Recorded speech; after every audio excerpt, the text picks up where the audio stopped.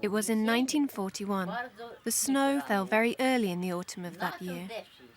Then the rain came down. There was so much rain that there was water everywhere. And then the freeze came. The whole earth froze. The winter was very snowy. There was lots of snow everywhere. Our pit houses were so snowed under that we had to dig passages to get out.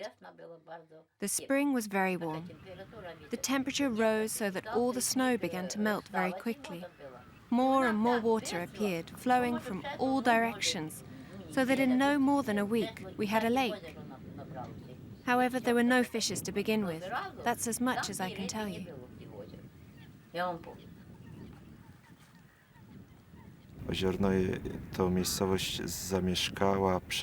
Oziernoye is a village inhabited by victims of the 1936 deportation and their descendants. Having brought them to Kazakhstan from areas that are today part of the Ukraine, areas formerly bordering with Poland, they were cast out here to cultivate the Kazakh steppes. They had no means of survival. The situation was very difficult, but more especially when hostilities began between Germany and the Soviet Union. There was great hunger. The snow began to thaw rapidly on March 25th, on the feast of Our Lady, the Mother of God, and from all the water a lake appeared. That, as can be seen from the water markings, was about 7 kilometers long, by about 3.5 to 4 wide.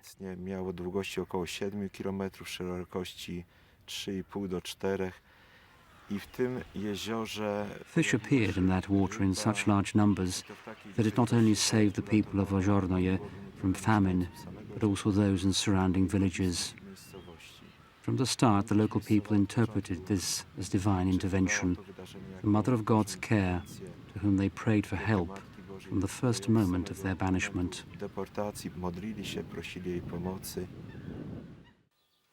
In whom could we trust? In whom? Only in God. Oziernoye, a small village on the steppes of northern Kazakhstan, 30 kilometers from the nearest asphalt road, is today, nearly 70 years after those events, regarded as a unique place to which Catholics from throughout Kazakhstan and Central Asia travel. In 1936, on Stalin's direct order, some 42,000 Poles were deported to Kazakhstan from the Ukraine, joining 38,000 Volga Germans who had previously been settled in Russia by Tsarina Catherine. Deportations continued up until 1941. Why? As an official NKVD document points out, persons were to be deported for reasons social or political, for coming from a chauvinistic nationalist or religious background, being in opposition to the socialist order. Most of the Poles that arrived from parts of today's Ukraine were farmers, later the wives and children of army officers or the intelligentsia. Why did Stalin decide to deport them to Kazakhstan and not elsewhere? In the first half of the 1930s, and as a result of the forcible collectivization of Kazakh nomads, over half of Kazakhstan's native population of 6 million people either perished from the typhus epidemic or hunger, or fled the country. Kazakhstan lost its independence in 1936, and thus became one of the Soviet republics. Stalin's order condemning many to life in an area described as an inhuman land also led to the deportation of tens of thousands of Ukrainians, Byelorussians, Chechens, Ingush, as well as members of many other nationalities.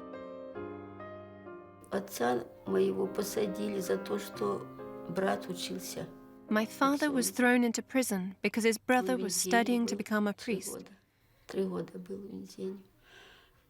He was locked away for 3 years. He visited us on a prison pass, which was when they began deporting us to Kazakhstan.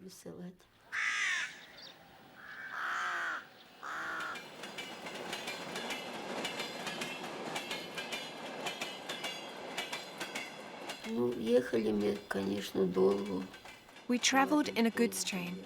We left everything behind. The newly completed home we had occupied for just 3 years. We left everything behind. We shared the goods carriage with cows.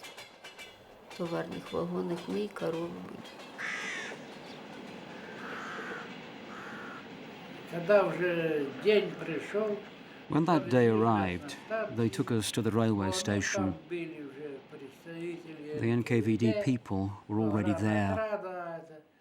They packed us into the train, allocating an armed guard to each carriage. And they brought us here to Kazakhstan. The journey was long, 2 weeks.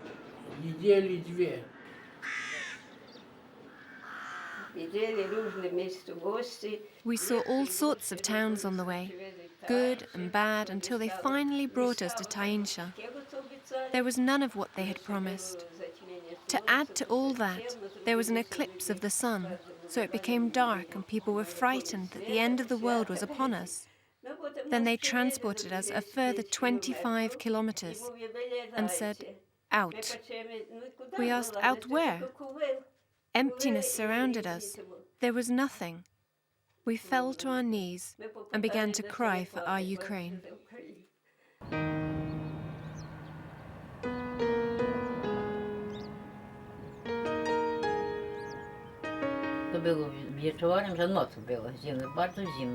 It happened at night, in the evening. It was very cold, a mighty frost, and we were told to unpack. So we unpacked then and there as we stood. They told us that they had brought us here because the land had to be cultivated. The steppes needed to be cultivated, that all this land was serving no useful purpose, and that is how they treated us, took us into exile.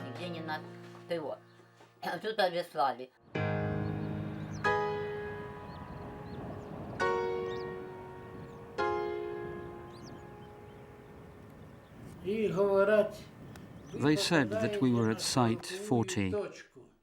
Father couldn't believe it. After all, there was nothing at Site 40. Only a lake, some water, no barracks, nothing, no buildings.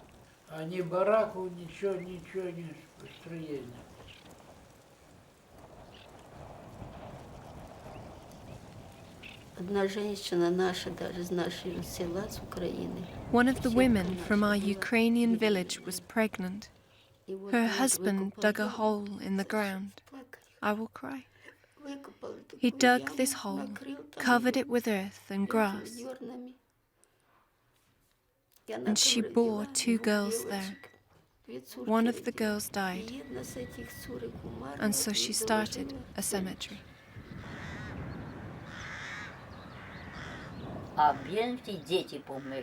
More often than not, children died. Very many died. 3, 4 per family. Similarly with old people. After a heavy winter, people weren't used to it, and so they died. We were continually under guard. The village had a commandant who guarded us. We had to go and register and sign in daily to ensure that nobody had gone anywhere.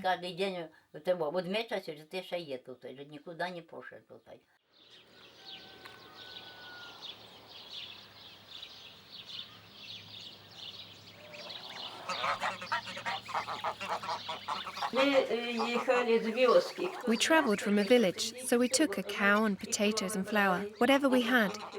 But those from towns had nothing. Life was somewhat lighter for us, whilst for those that had nothing, it was hard, very strenuous.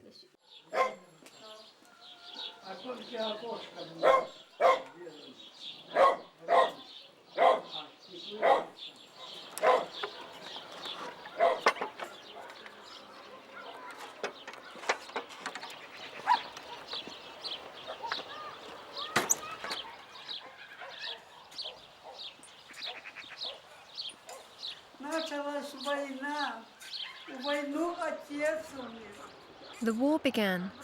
Father died during the war, as did my brother, from the cold and the hunger, whilst we survived, grew up and went to work on the tractors.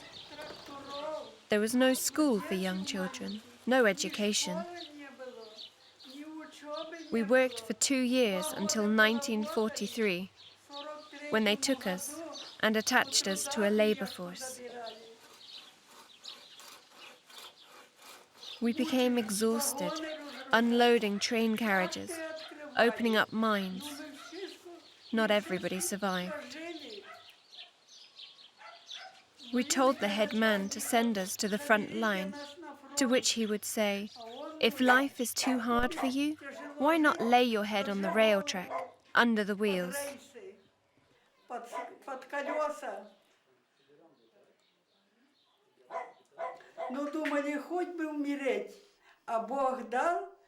We wanted to die, but God had given us life to that day. We had to serve God. We walked and we begged, "God, please bring people to reason." When the war ended, they gave us bread. We had our fill, came back to, and things became a little easier.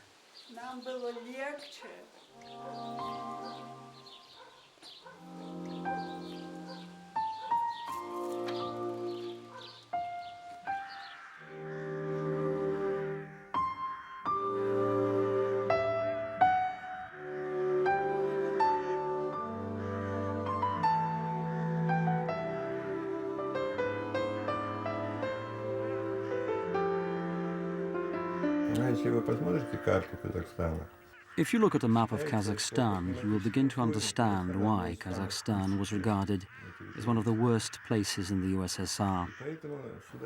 People were deported here in the hope that they would not survive. Stalin decided to destroy people by means of climate and nature, and many died. Some on their way there, whilst others on the steppes. But then they were brought to the steppes and told to do as they pleased, but without any means of survival. Some were allowed to bring from 25 to 40 kilograms of belongings. Deportees survived uniquely thanks to the help of the Kazakh people.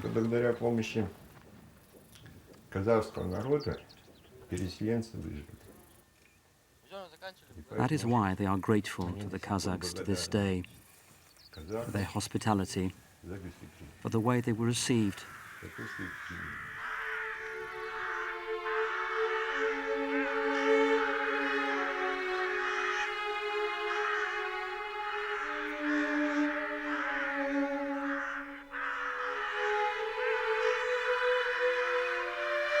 Not everyone was deported to set up collective farms. Some ended up in labor camps, scattered throughout the Soviet Union. One of the largest labor camps, third in size among the 96 camps of the USSR, was Karlag, situated in central Kazakhstan, around the city of Karaganda. The camp stretched 300 kilometers north to south and 200 kilometers east to west. It is estimated that 1.5 million people passed through the camp between 1931 and 1959. Prisoners worked 18 hours a day, predominantly in the local coal mines, accommodated in barracks, each housed from 70 to 100 inmates. The actual number of people who lost their lives remains unknown to this day. Based on partly declassified data, nearly 12,000 people died in the camp only in 1943. Just outside Astana, Kazakhstan's current capital city, stood Malinovka, the Soviet Union's biggest forced labor camp for women.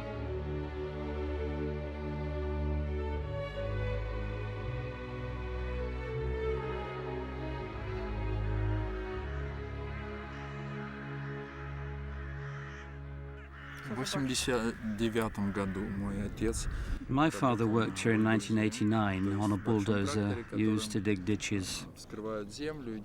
When he uncovered the top layer of earth, graves appeared and lots of human remains. He abandoned his equipment and walked away. He didn't want to work here anymore.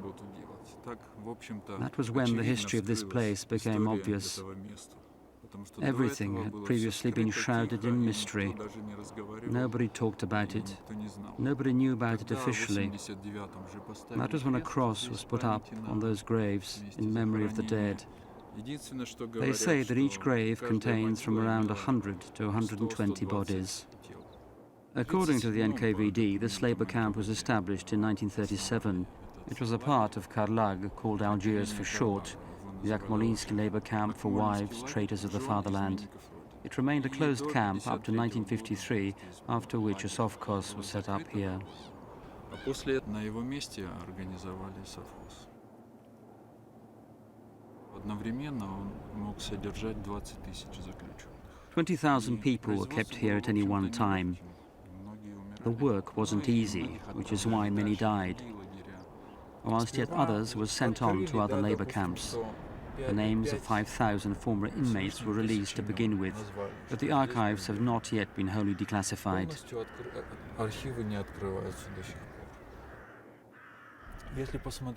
Who served time in these camps? The wives of Central Committee members, scientists, professors, etc. In other words, those who were very often in on many state secrets. Their husbands were shot, whilst they were sent out here, not for release at a later date, but to die and take all their secrets with them to their graves.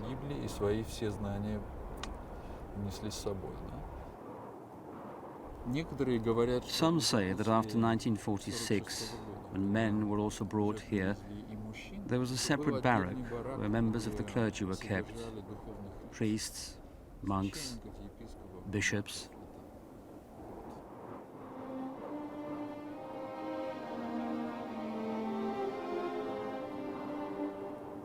Priests ended up in labor camps on the steppes of Kazakhstan with their flock.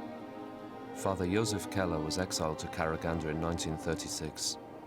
After his release, he administered the sacraments to the faithful during hours of darkness. He was arrested 3 months later and disappeared without trace. Several priests accompanied their flock to Kazakhstan voluntarily. Some were jailed and later shot. The majority faced long years of hard labor in the camps. Среди первых служителей были Amongst the first priests were Hirsch, Bukowiński, Hira, Zarzycki, Kuczyński, Keller, Poterejko, Dublauskas and Kashuba. The majority were placed here in the 40s and 50s under paragraph 58 for anti-Soviet activities. On completing their labor camp sentences, they would remain in this region and organize their communities.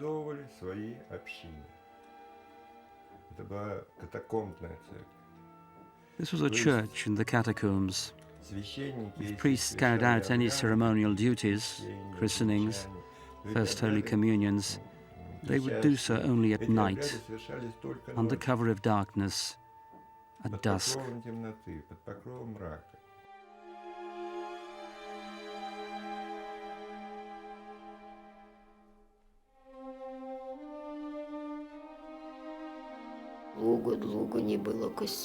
There was no church for a long, long time. Priests came from time to time, mainly from Poland, but secretly. We would draw the curtains, close doors so that nobody found out. They confessed in secret, christened in secret. Sometimes there would be weddings.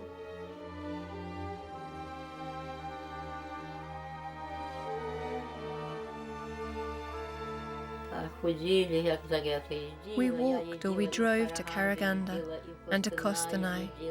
We searched for our Lord Jesus all over the world. If anybody told us that he was there, we would go to Kostanai, we would go to Karaganda.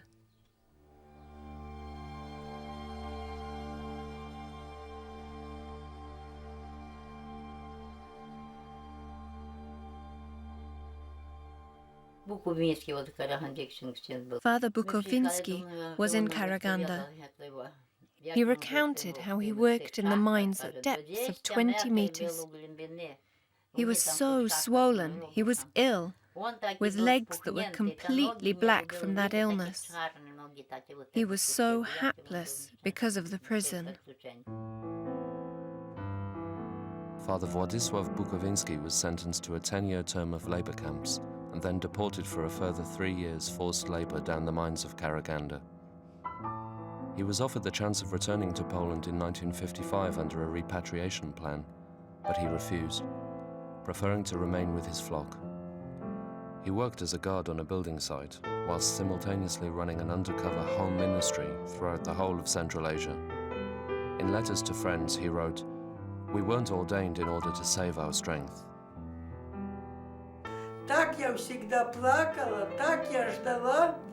I cried for a long time, waiting for a priest, until God gave us one. Father Bukovinsky arrived here in 1955. I didn't know him. I went into a shop to be told that a priest had arrived. He visited homes and prayed, and then they imprisoned him once again. He was such a good priest. He attracted so many people to the church, and children. This is our story, a First Communion photograph with Father Bukovinsky in our home that has survived in my parents' home. It's me, and that is Victor, my husband. We received our first Holy Communion together, which is why I have such a photo.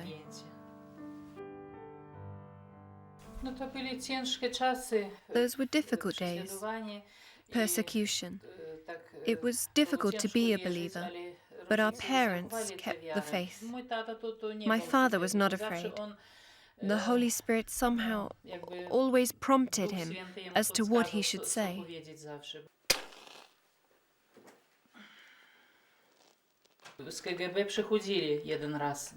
Once the KGB came to us when Holy Mass was being said in our house.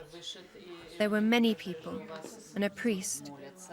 Father went outside and they said, "We know that you are praying and that there is a priest." Father answered, "What would happen to you if you were to report that there was nobody here?"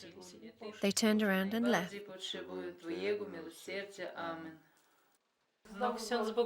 Father Bukovinsky was never irritated, never angry at anybody, always calm. Times were difficult, but he survived it all.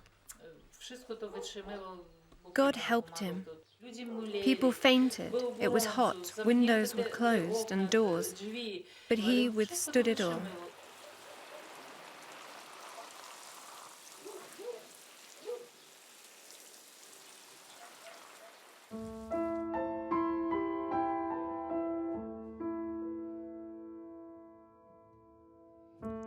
In 1958, Father Bukovinsky was again arrested and received a 3-year sentence for stirring up trouble amongst young people and running an illegal church. He died in 1976 from debilitating and crippling work and illnesses that he fell victim to in the labor camps. His funeral was a real manifestation of faith. Towards the end of his life, he wrote, "Wherever I happened to be, I would always see the deep meaning and reason for being precisely where I was." Following the priests to Kazakhstan came also the convent sisters, in order to accompany people who had been banished there.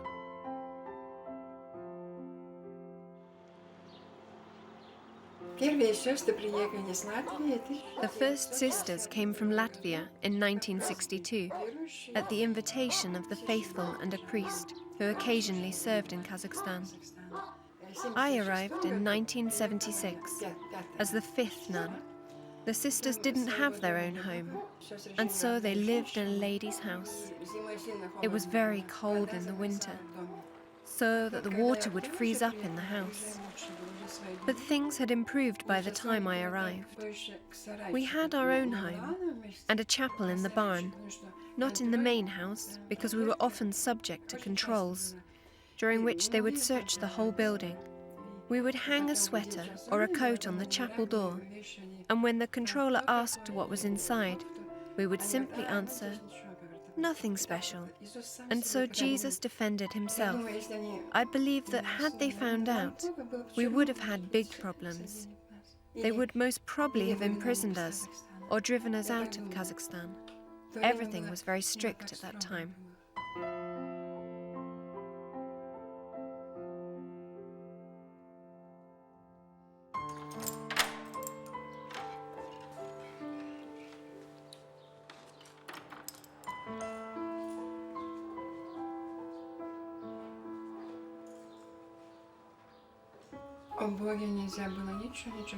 No one was allowed to say anything about God. We looked after the sick in hospital. Everybody was pleased, the patients and the doctors, because we tried to do everything God's way. People were good at defending our secret and told no one, even the children. There was a first Holy Communion every year for the children in our home. We would meet in the evening when it was dark.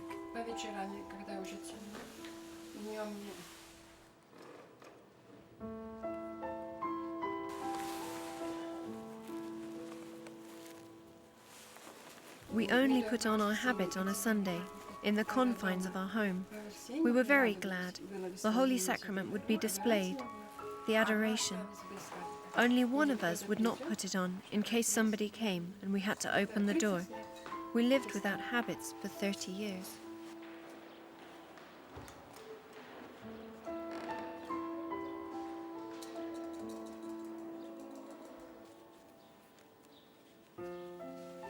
We derived strength from Jesus and Holy Communion.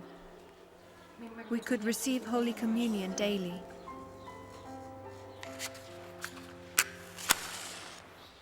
We always prayed together. I believe that thanks to that we coped, though it wasn't easy.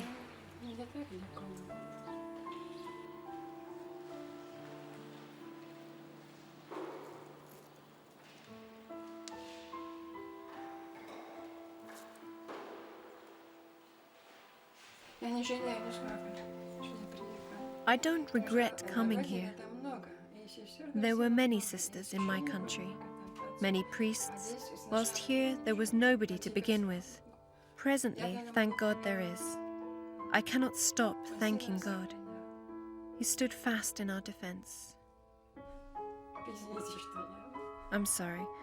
Whenever I think back,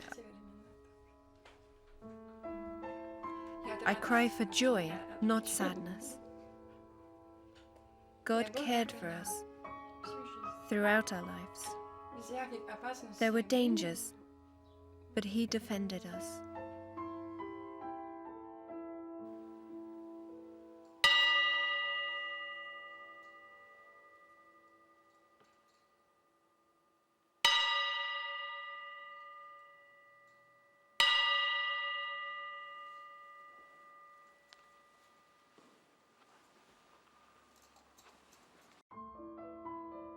In 1981, the northern Kazakh town of Tainsha received a young priest, one Jan Pavel Lenga.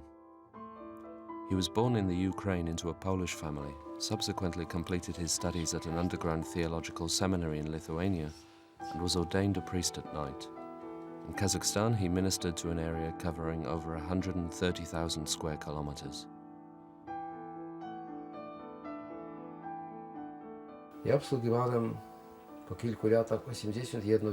Within a couple of years, I served 81 villages. I christened over 1,000 people, children and adults. During the first years, I had the first conversion of over 300 people, overwhelmingly people who had not seen a priest since they were baptized.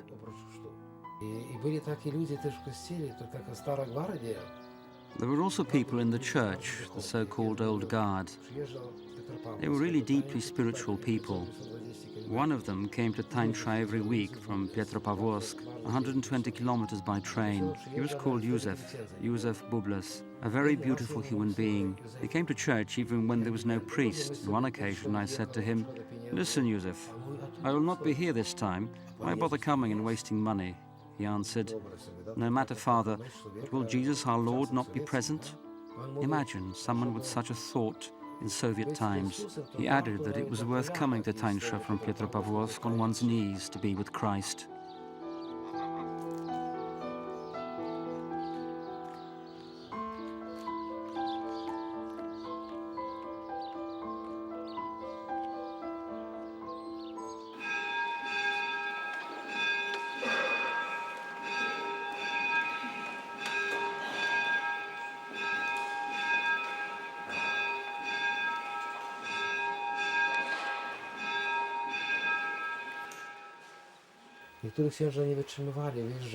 Some priests couldn't take it and they left. I prayed a lot, the breviary and the rosary, and I somehow sought God's advice. Because as far as people were concerned, one could not at times know who your helper was and who your enemy. I know that there were 6 altar boys who the KGB had enlisted to spy on me because they wanted to know where I went and who I met. And yet I wasn't particularly afraid of them. I spoke to priests who had had earlier dealings with the KGB, so I had an idea of the type of questions they could ask, as well as their psychological tricks, so I was, to a degree, prepared. What was interesting was that young people were afraid. The young were intimidated. When I came to a particular home, they would sometimes hide. I'd sometimes come to them to ask, "Why are you afraid? Do not be afraid. Christ has already triumphed in this world."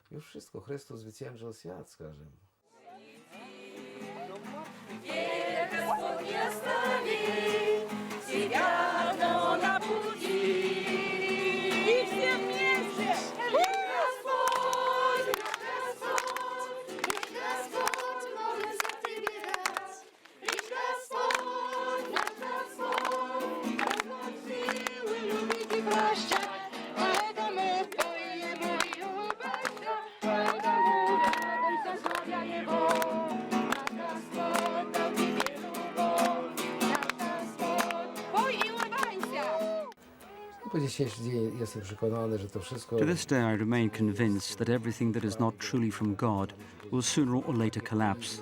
Whatever the isms, they all crumbled. Such a solid machine like communism crumbled in one brief moment, and soon nobody regrets it.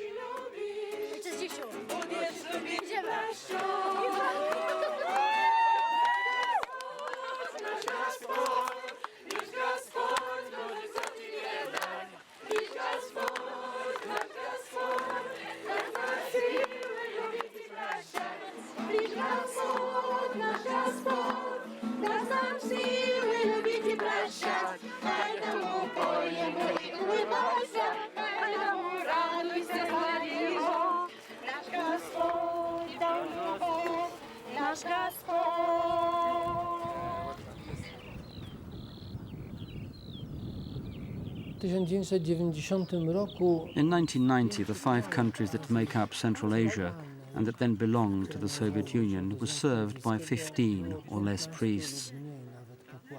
On coming here at that time, we had no idea that the Soviet Union would cease to exist in just over a year. Their monuments to Lenin stood everywhere, and his portrait hung in all government offices. One could already feel the wind of change, of new times ahead. Freedom came in giant leaps. Though nobody could predict what might happen in a moment, one could feel the approach of freedom, as unstoppable as an avalanche. And truly, at a certain moment, the Soviet Union ceased to exist, though not a single shot had been fired.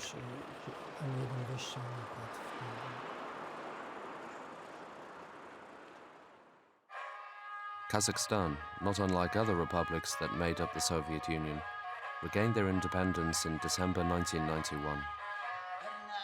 Today, Kazakhstan constitutes a nation-state of 15 million people, composed of 130 nationalities and ethnic groups, who inhabit an area larger than half of the European Union. The Kazakhs are the largest of these groups. They number around 8 million, and the majority of them are Sunni Muslims. Second in terms of size is the Orthodox Church, with around 6 million believers. Catholics make up a community of 150,000 faithful.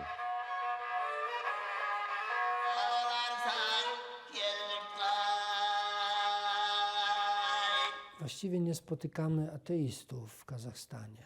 As a matter of fact, one is unlikely to meet any atheists in Kazakhstan. People find it very difficult to cross the threshold of a shrine, Christian, Muslim or otherwise, because whole generations have grown up without shrines, spiritual leaders or religious practices. It was all trampled underfoot into the ground, surviving only in some small, out-of-the-way communities. People were utterly despoiled. And yet they did not succeed to root out a belief that there is somebody above us, somebody more important than people, somebody who cares for us.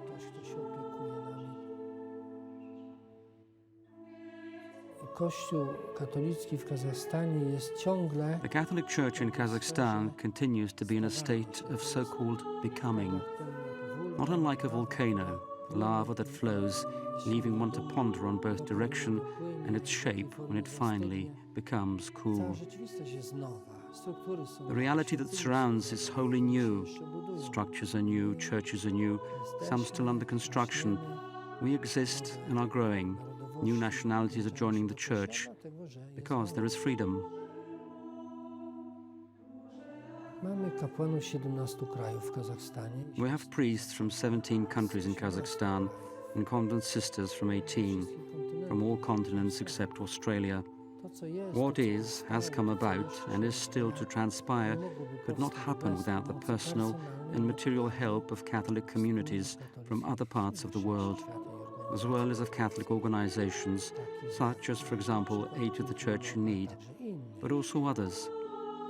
Jeszcze w tej chwili mamy na terytorium 9-krotnie większym od Polski Even now, on a territory 9 times the size of Poland, we only have 80-odd priests. And even when parish structures have been set up, a priest has to travel 500 kilometers once a month to celebrate Holy Mass.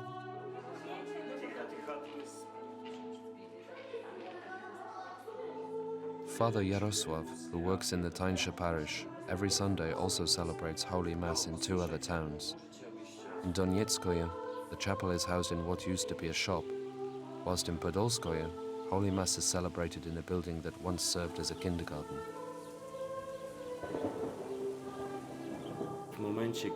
When Perestroika came, there was no owner here, so people organized themselves so as to prevent everything being stolen. And they took care of this building and organized a chapel here. Today we are widening the chapel somewhat because of the lack of space.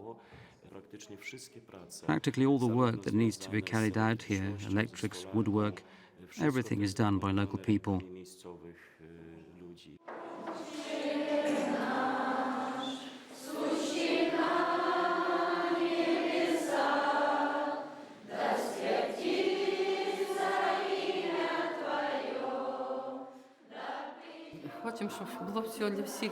We want everybody to feel nice and comfortable, because up to now it was terrible here. Things are hard at times. I kneel every day and ask God for help. I buy things slowly.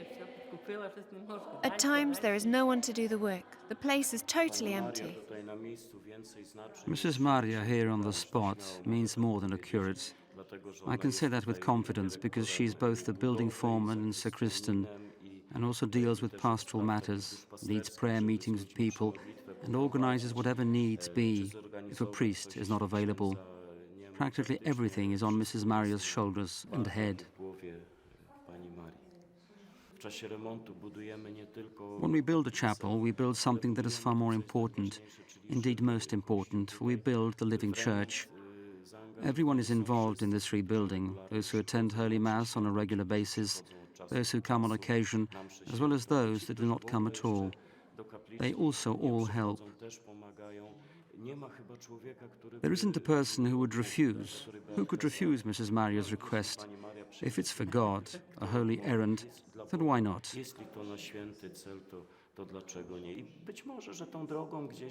Perhaps they will also reach God by that route. That is probably what is most precious. We can always rebuild, one can always add something, whilst the rebuilding that takes place in these people's hearts and souls will remain forever. And that is what is most beautiful.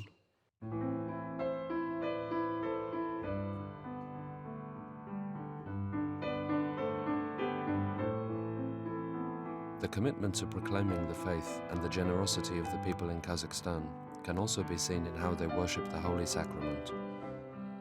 In each Astana diocesan parish, 1 hour is dedicated to the adoration of the Holy Sacrament. The whole diocese also participates in the unceasing day and night adoration of the Holy Sacrament in Astana's cathedral. Representatives from each parish come to Astana every 2 months to pray through the night in front of the Holy Sacrament, for private intentions as well as those of the whole Kazakh Church. The Astana diocese is the size of Italy. The faithful from the furthest parishes have therefore to travel a distance of 850 kilometers to reach the cathedral for the adoration.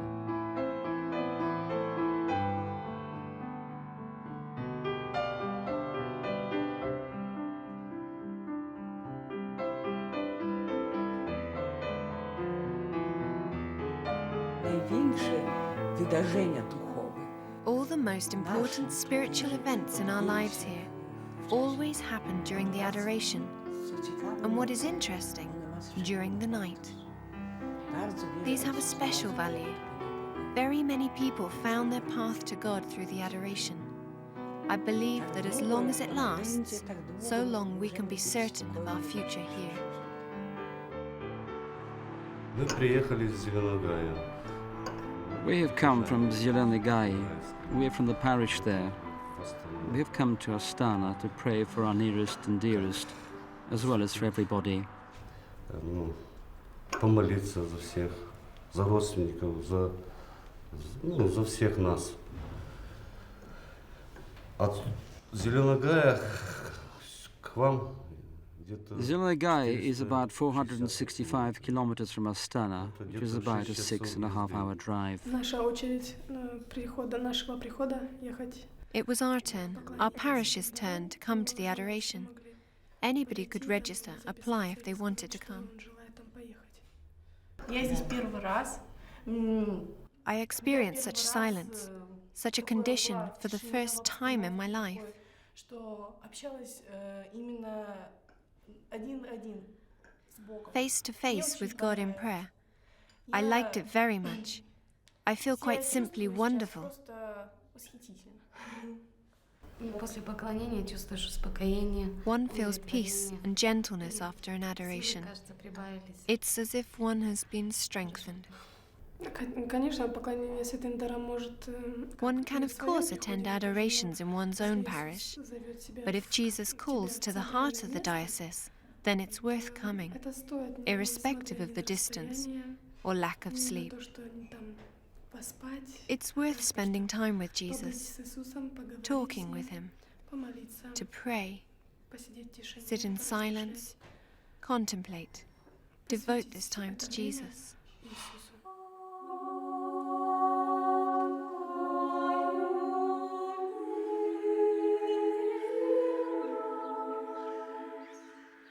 A day and night vigil also takes place in Ozhyornaye. Its particular intention is prayer for the continued development of the Church of Kazakhstan in freedom, as well as for new local callings to the priesthood. These same intentions accompany the foot pilgrimage to Ozhyornaye for the feast day of the Mother of God, Queen of Peace.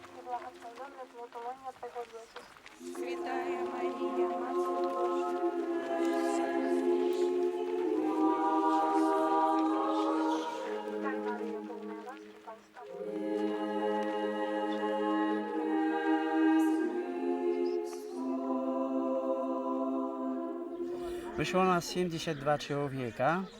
72 people went. We go through the steps on foot.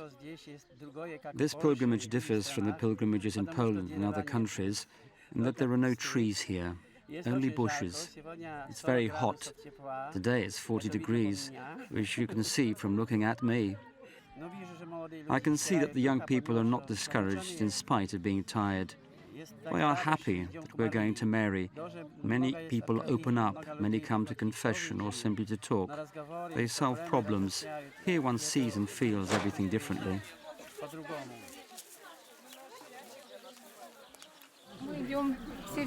We are all going with the same intention in mind, in prayer for callings to holy orders and the priesthood, as well as for religious freedom in Kazakhstan. I must say that I am also going for a personal intention. I am carrying with me a concrete person, requesting that he becomes a priest, that he should answer God's calling.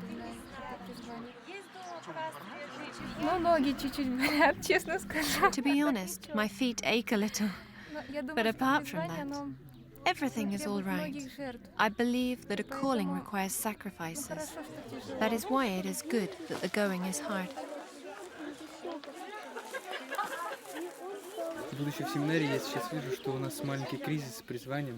Being in a seminary, I can see that we have a small crisis of callings to the priesthood.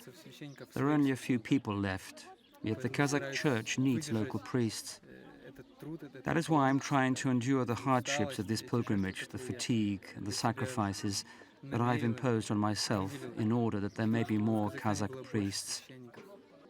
I come from a place where a priest celebrates Mass but once a month. I know what it is to yearn for Holy Communion, yearn to be confessed. I travel with the priest through villages, and I can see how people welcome him there. I also yearn to bring Christ to these people. I am also walking to discover my calling and for the calling of Kazakhstan's youth, that they become priests, monks, nuns, because they are very few, whilst there is such a need for them in Kazakhstan.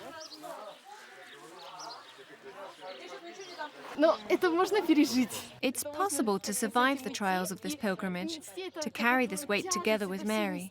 She is going with me, hand in hand, helping me. I think every calling is unique and needs prayer. We presently have a unique opportunity. We need to ask. Jesus said, "Ask and you will receive." A pilgrimage is a form of prayer. We ask with our feet. Asking together is a joy. Even if there are difficulties, we accept them in a totally different way.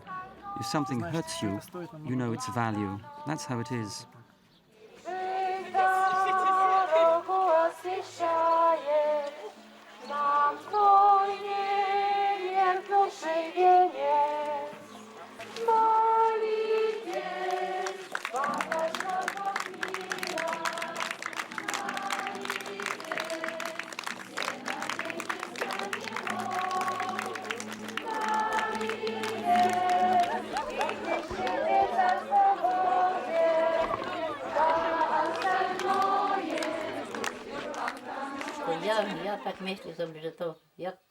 When I think about it, I can see that God has heard our prayers.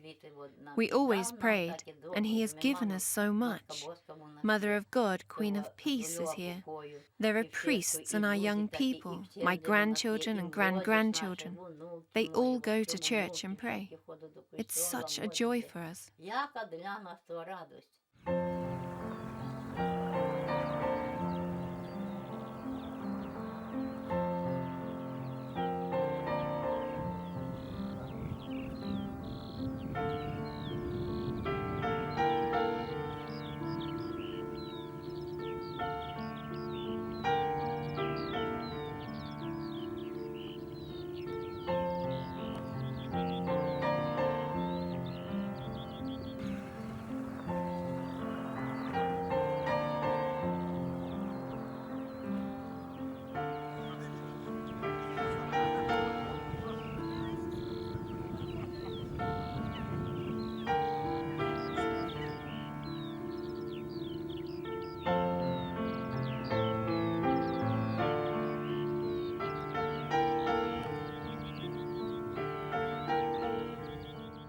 Co będzie jutro, co będzie za 10 lat, jak to można przewidzieć, prawda?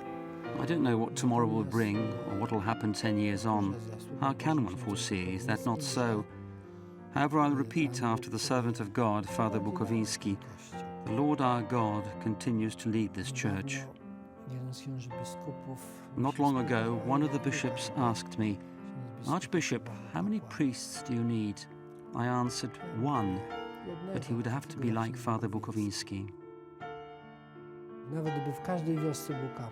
Even if every village had a priest and convent sisters, no problem would be solved if these people did not have fire in them.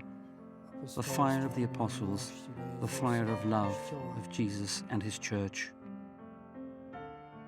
In Father Bukowiński's day, there were but a few for the whole country, 3, sometimes 5, depending on who was in prison or who just released.